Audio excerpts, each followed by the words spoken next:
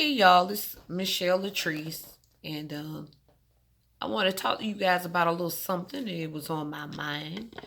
I'll be really quick and to the point tonight. Um, Talking about the trial of Amber Guyger. She was the officer, and I want to say in Texas, that killed the young man, 26-year-old black man.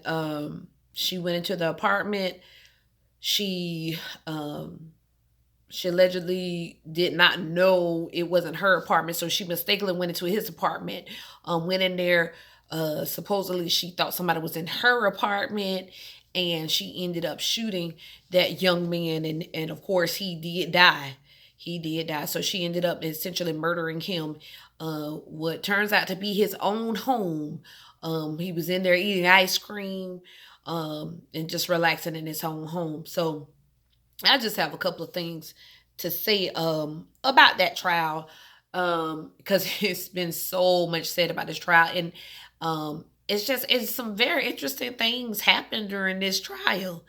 um and you just have a lot of people with mixed emotions really about this child from both sides. I mean, from the African American community, and from other communities. So you have a lot of mixed feelings in regards to this trial. Now, all I can tell y'all is how I feel. Thank God for my own channel, for this little YouTube page, because I'm gonna tell y'all how I feel about it. I've been kind of watching it and following it, and a lot was said about the 18-year-old brother who got on the stand, I believe, in the sentencing phase, um, and was just saying how he forgave her. He wanted her to accept the Lord Jesus Christ. He even asked the judge, could he go down and hug her? And he was saying, please, can I go down and hug her? And the judge did grant that. He went down and hugged her. He even went so far as to say he didn't want her to even go to jail. So as you can imagine, it was a lot of there was a lot of outrage in regards to him saying that. So what I want to say first is that he's 18 years old. And whether you're a Christian or not, I don't know why there was so much outcry about him just being loving. I mean, I know that's not something we practice nowadays. Forgiving, as you know, many of us have problems with that. We don't forgive our own family members and so forth and so on. And some people were just outraged by the fact that he could say that to her after she had killed his brother. And people were outraged, and they were saying some of the most hideous stuff that I've ever seen about this young boy, this young man who's 18 years old. Let me say this. Thank God for his parents that, number one, raised him to be able to even have that in his heart. I will say that. Thank God that there are still people out there that are forgiven and still believe that Christ can cover a multitude of sins. Thank God for those people. Let me just say, he was pulling from what he was taught and what he believes. You understand what I'm saying? His life experiences. Now, some of us out there, we are jaded. If you're 800 like me, you're jaded. Whereas I could see forgiveness, because listen, nobody want to miss heaven by technicality. You understand me? You don't want to be down here telling people about the good news and telling people about Jesus Christ and all that good stuff, and then you got hate in your heart. So I totally understood that. Now, could I have gone as far as hugging her and all of that good stuff? Probably not. So probably just tells you that he is a better person than I. Okay. Still no reason to talk about him the way that I have seen it in social media and the news and all that good stuff. There was still, he is 18 years old. I know we forgot, okay? His brother died and all of this good stuff. So the way he deals with it is the way that he deals with it. There's no reason for us to put our mouth on this young man. Now, just because you would not have done that does not mean you should put your mouth on this young man. Now, let's move on, because that's how I feel about that. Now, let's move on to this judge, and let's move on to this deputy who were in the courtroom, and the judge came down off the bench, and walked down there to hug her, and just as she did the parents, but walked down there to hug the convicted murderer and to give her one of her Bibles.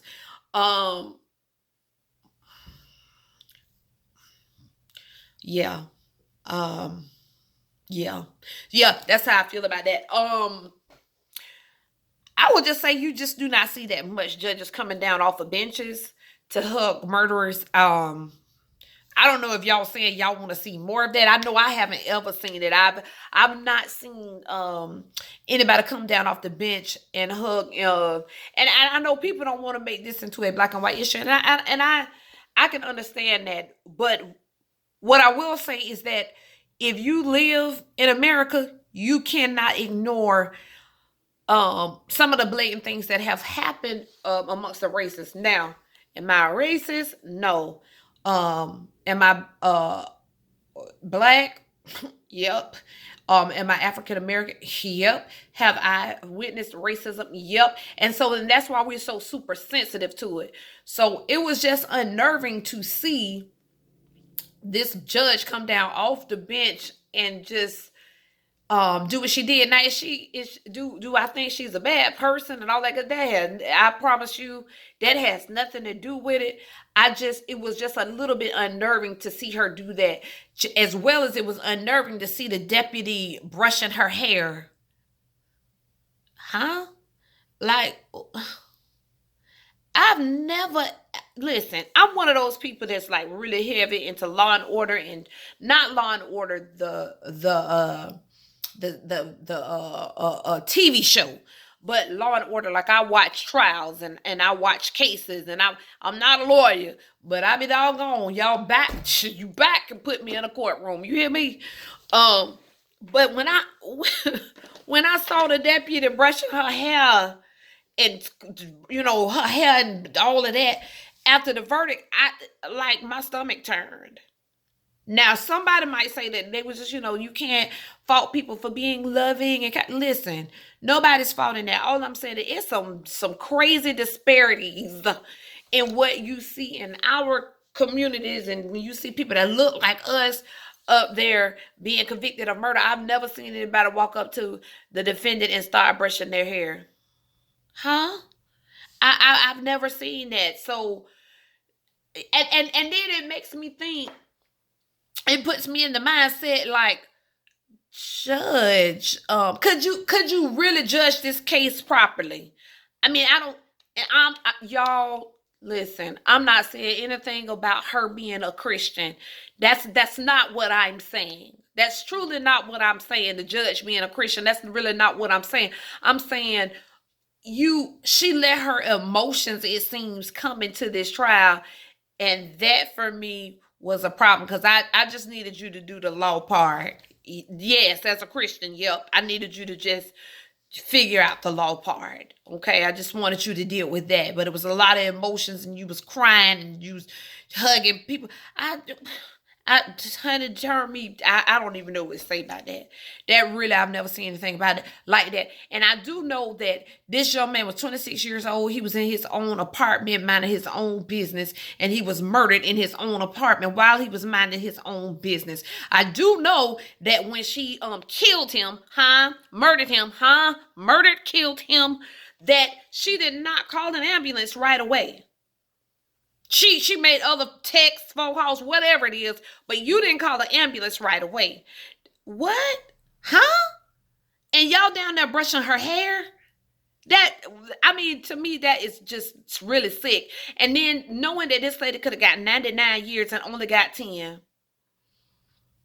Y'all, come on. This lady will be out of jail in 5 years. I'm not saying that nobody can be. Let me explain something to y'all. This don't have anything to do about somebody being forgiven, okay? I pray to God. I pray to God that she gets right, all right, with her maker and all of that. It has nothing to do with this. I'm talking about the consequences of it all, okay? It's people who have, and everybody's talking about this. It's the man who killed a police dog. Got, I believe, 40 years, 30, 40 years. And she killed a whole human being. Do you understand me? And got got 10 years. I mean, this lady will be able to get married, have children, write a book, make a movie, do all of that. And this man is sleeping in his grave. Okay? So I know I didn't get that now. I want y'all to get off that 18-year-old young man. Y'all can get off of him. Y'all can stop saying nasty stuff about that young man. All right? And preferably some of y'all mamas will raise y'all right. But now everybody else in that trial, the judge, the deputy, all y'all, that was a hot mess. That was a hot mess. You know, people tired of this, y'all. People want to see real justice now. People want to see real justice when it comes to people of color. People of color. Okay? That's not a racist statement. That's not a racist statement. I don't want to see anybody child die, anybody shot in their own apartment. But I can talk to y'all about things that I know of because I'm a woman of color. And unfortunately, we have seen blatant racism. And unfortunately, now we're seeing it play out more so now than ever, it seems like. It seems like, you know, nobody's hiding behind anything now. People are way out in the open. She had all them text messages and carrying on. Racist text messages. That's what I'm calling them. It was awful. It was just awful. It was just awful. And I do believe that this young lady, God bless her soul now.